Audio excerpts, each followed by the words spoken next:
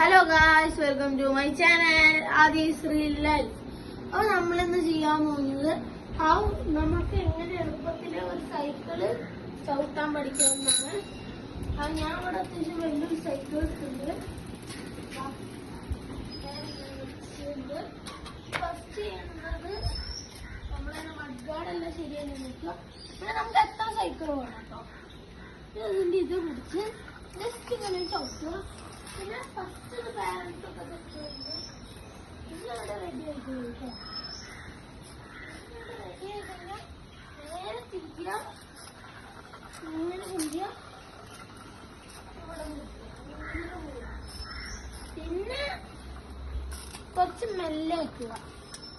നമ്മൾ പഠിച്ചു വരണല്ലേ ഉള്ളൂ, അതുകൊണ്ട് പിന്നെ കുറച്ച് നീറ്റ് ചെറുത്തില്ല. നമുക്ക് പറ്റുന്ന തോന്നിയാൽ മാത്രം സ്പീഡ് എടുക്കുക.